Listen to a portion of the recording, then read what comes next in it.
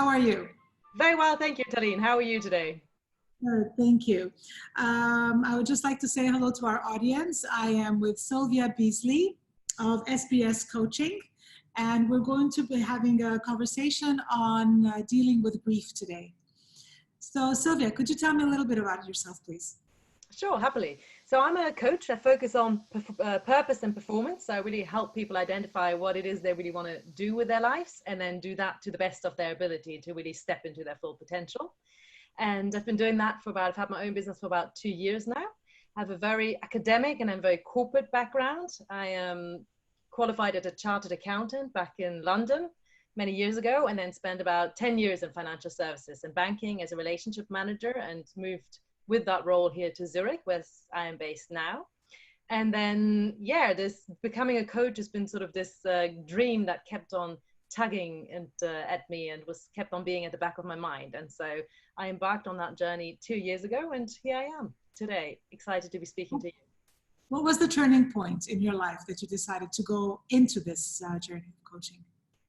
You know, it was really interesting. It was in the summer of 2017, and I suddenly had a really strong intuitive hit that I needed to change something. And I had no rational explanation for it. And I've always been very rational. And so my head had a really hard time catching up.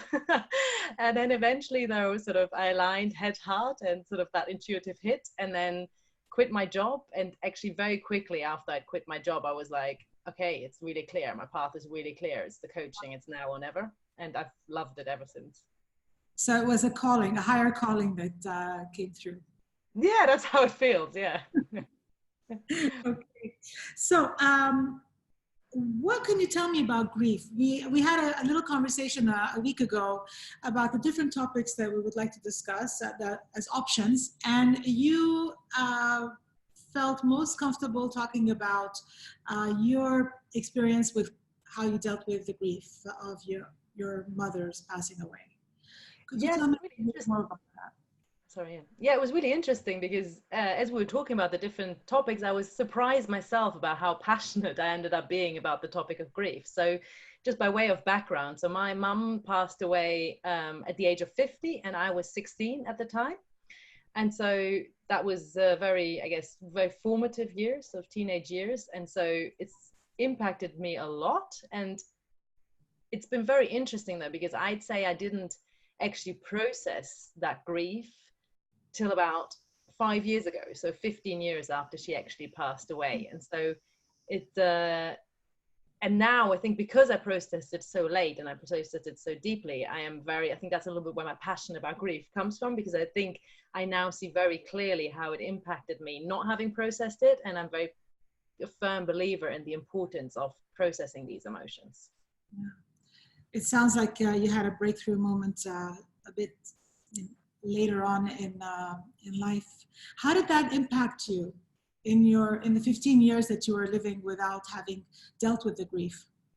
Yeah, so it's interesting, to start with, I think it looked on the surface and it felt to me internally as well that I just sort of accepted it and moved on, and like I dealt with it really well. I was a very good student. I got into a very good university. I continued studying, and I was very much sort of preoccupied with the things the teenagers are preoccupied, like partying, studying, boyfriends, and the likes. And then I graduated and I started work, and was very much on the corporate ladder, and I was ambitious, and I was just going to conquer the world basically. And yeah, my mom passing away was just one of those things. And every now and then, there was maybe some sadness around it, but I didn't really feel the impact so much in the first few years. After a while, especially at university, it started to feel I just felt very uprooted. Like I just felt I didn't really have a base or a home as such anymore. And I remember, especially when I graduated from my bachelor, that was a really big theme for me. It was just like, where do I go now? I feel so sort of,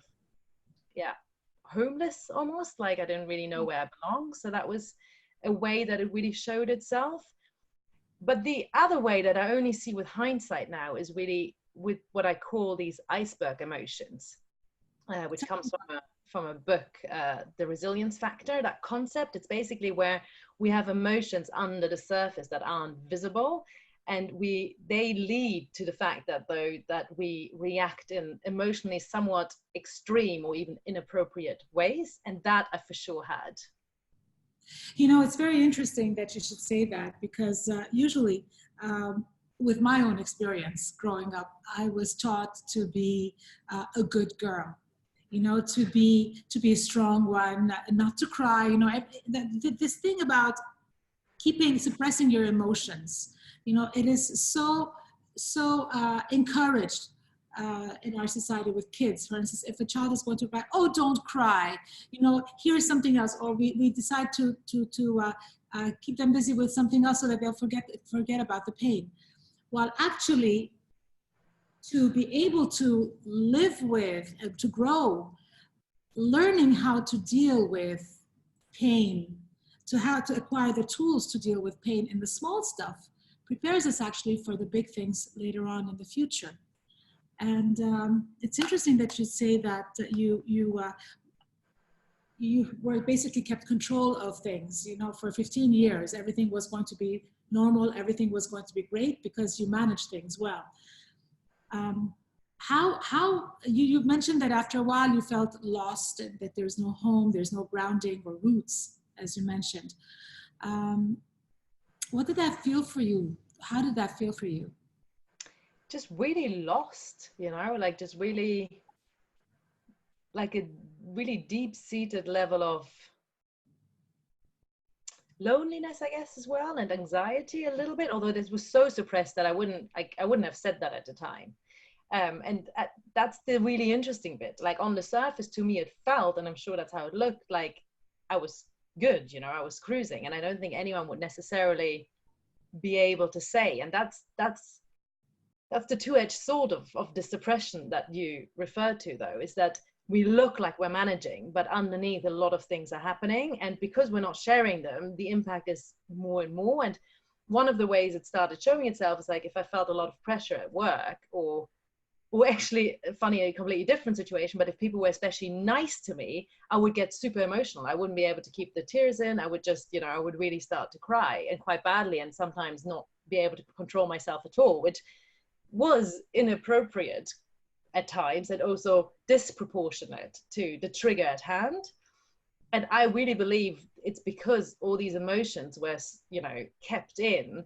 And so when we have a little prick, then suddenly everything comes out. And so it has really a lot of knock-on effects that we don't really unconsciously aware of, and we don't even necessarily connect at the time. You know, my first experience with grief was when I was 17 years old and my grandfather passed away. And I was brought up very sheltered from all things that were bad. You know, death was non-existent in my life, and suddenly my grandfather passed away. And I remember I was sitting during condolences, and in Lebanon we have people coming and coming and coming. So it's not just a one-day wake, it's like 40 days. And somebody said to me that, you know, when you lose a dearly beloved, it feels as if you've been stabbed in the heart 40 times with a sharp knife. And then every day, one of the wounds heals a little bit. But the last one, the first cut, which is the first cut, it's the deepest. And it either heals, or it festers, or it scars, depending on how you treat the wound, meaning how you deal with the grief itself. You know, and you mentioned about the fact that you suppressed your emotions, so that it never had a chance to heal until you were ready for it, actually, which was 15 years after. Was our level of true awareness is directed directly to our lack of judging. How does that sound for you? Yeah, it's really interesting. What comes up for me in that context is that when I then first started looking at it, which was actually when my boys were born, and suddenly I was the parent, and you know, that just gives you a whole different perspective on the world. And it also, I guess, highlighted a little bit what I was missing in the guidance that I would have really liked from my mom.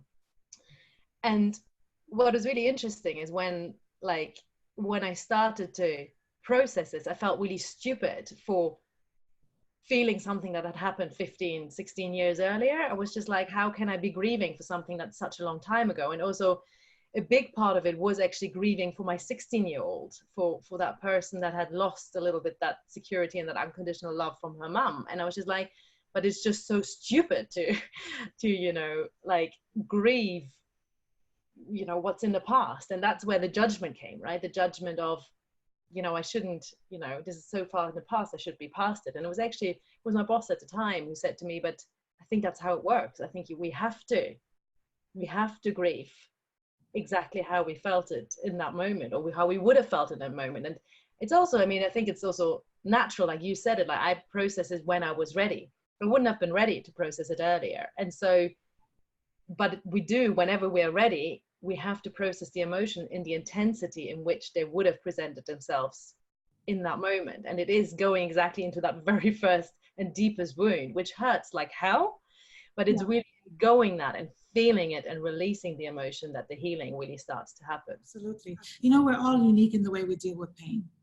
Some of us, and myself, and obviously from what I'm understanding you as well, we are in control of situations when everything goes in chaos. So it's like, no, we have to keep our calm and our cool. And once everything is settled, then we can let go. And other people just, you know, break down from the moment that they have it, and they're able to deal with the hurt and the pain. There's obviously no right or wrong way of dealing with grief. And I also have to say that there's a lot of judgment from people that goes on around us when we're in a moment of grief. You know, it's either, oh, look at that person who's not even shedding a tear, to, oh, the drama queen over there. We are not in control of our emotions at that great time of grief and pain. And I think that the best thing anyone can give us, the best gift anyone is to give us, would be support and lack of judgment. Yeah, absolutely. At the space to feel those emotions, right? Because I think in our society, there's tends to be a sort of sense of embarrassment around showing emotions, especially showing tears. Yeah. And it feels uncomfortable for the person who's shedding the tears, and it for sure also feels uncomfortable for the other person a lot of the time, depending on them. And so, yeah, I would absolutely echo that. I think one of the biggest gifts is to be able to give people the space to feel the emotions. And also not, there tends to be this, you know, this tendency to want to smooth things over as, oh, it's not so bad, or you'll be okay. And it's actually, it's really well meant, but actually, you know, it pushes them away again. It's sort of, it encourages the emotions to be made smaller than they are, or to be pushed away. And I think the real power is in just going, yeah, those are the emotions exactly how you feel them. Allow yourself to feel them. To me, every emotion is valid. They're just signs of things that want to be released, signs of things that, you know, we want to act on, or like different emotions have different purposes, but to me, they have a meaning, and it's really in allowing those emotions that we find their meaning. Allowing the emotions to find their meaning, that's powerful. So what has grief taught you about yourself? So many things. I want to say everything, but I think that's interrelated with the birth of my kids, which also really taught me everything. So the two go really hand in hand, but it's taught me so much. Sorry? Birth and death. Yes, exactly. Life and the end of life. But it's taught me so much about who I really am and how I manage emotions. So how, like, my tendency, I'm very, I guess by training, I was very, very heady. And so, you know, always rationalized everything and was very much in control, like you put as well. And it taught me to connect to my heart. Like, I'd been really blocked off my heart because I couldn't go there, because it wasn't a safe place, because there was so much emotion, unprocessed emotion, so much grief. And so when I processed the grief, suddenly my heart became a safer place to go to.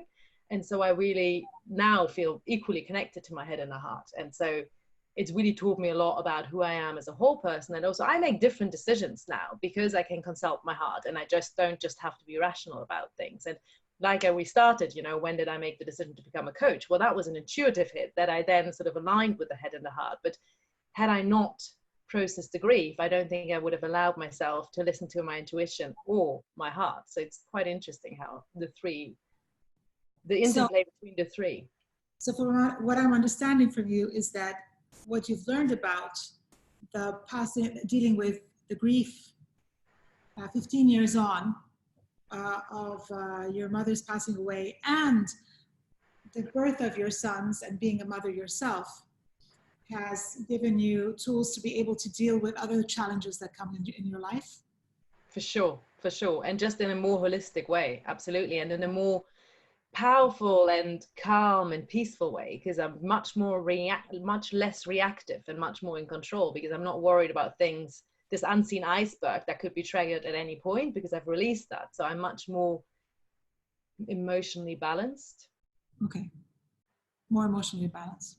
Well, you know, the tool, I think that the most important key to healing from grief is awareness and acceptance of the pain.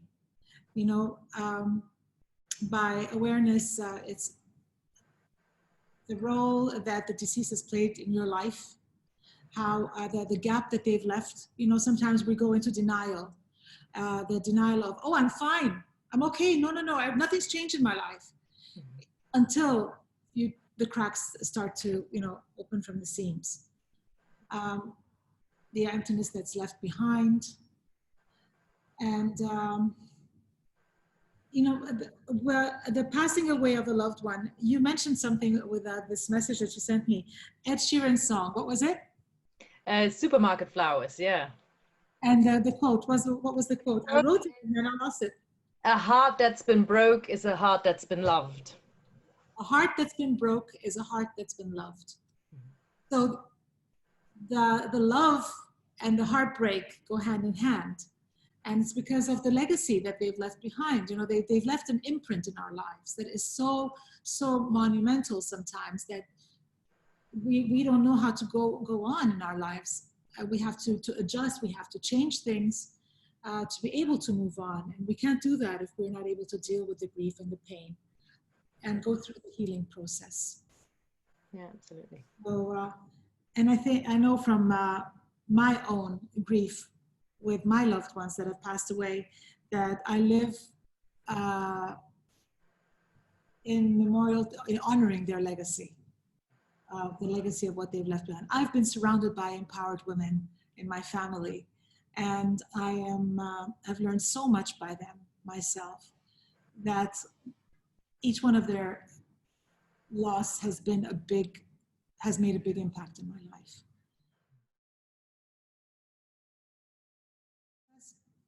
For me, it really comes down to, I guess, two things. One is just allowing the emotions to come up, allowing yourself to feel it, find a safe space for it, and just feel it and sit in it for as long as it takes. I guess that would be the one thing. And the other is gratitude. So this maybe becomes a little bit, I mean, potentially spiritual, depending on it. But if we were to believe that every soul actually decides when they are going to depart, then there's a power in that. And then we can become grateful for all the time that we spent in it. And rather than lament all the times that we don't get to spend together, we can actually just be grateful for all the things that they did give us, or all the experiences we had together. And you can do that even without believing in the soul part of it. But the soul part of it, for me, it adds that there was a subconscious, a soul decision by the loved one. And that's actually that's the best for them, even if it might not seem to be, or even if it's painful to us in that moment. And so there's some comfort in that for me as well. That's beautiful. The gift of the time that they have given us in their life. Yeah. And all the experiences that we shared. And all the experiences that we've shared.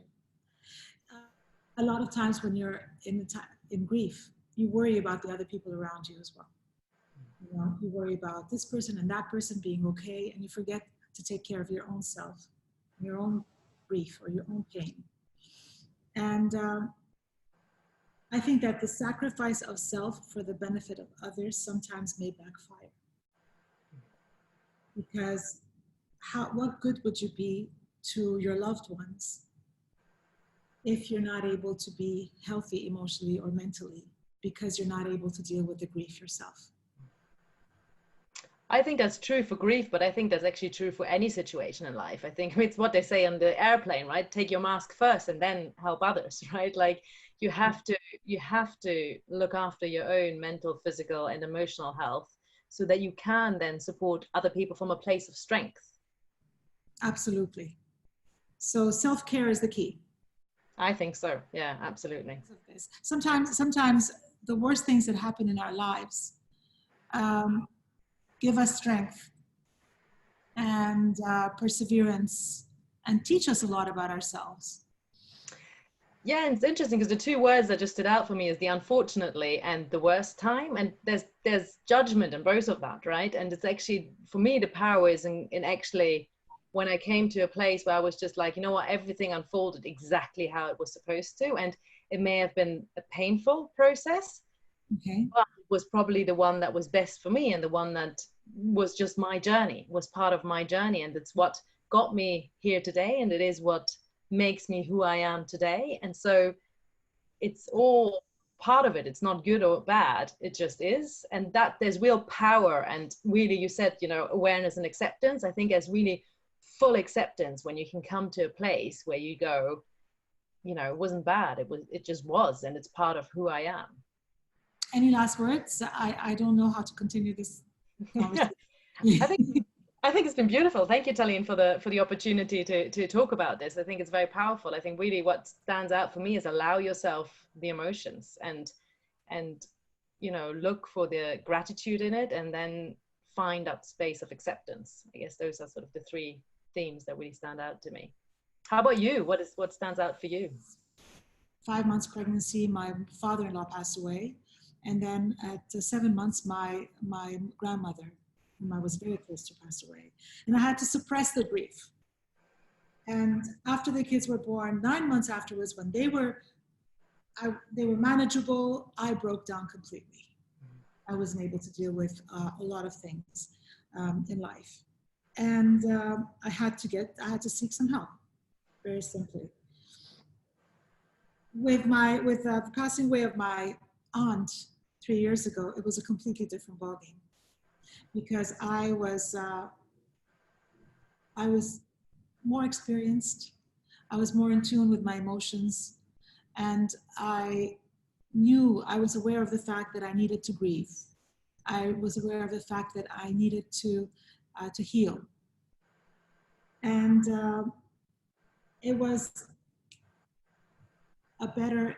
an easier experience for me to go through because I was able to have closure and to learn from the gifts that she had given me in her life and live up to her legacy every day.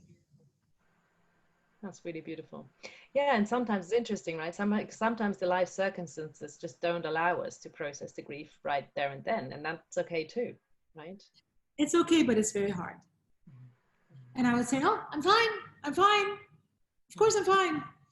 And something was eating me up inside, and I couldn't put it to words because I had suppressed it so much. And like you said about the iceberg, it's like it's so deep inside that it takes layers and layers and layers to take it out of you, of your emotions. And sometimes it backfires. So I know that it's very important to heal. And there is no judgment. Nothing is good, nothing is bad. It just is.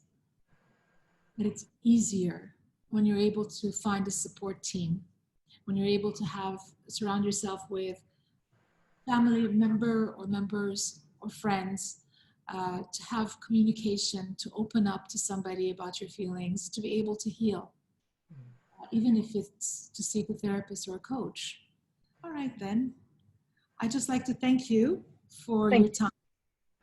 And we'll be posting your website with the information on this recording.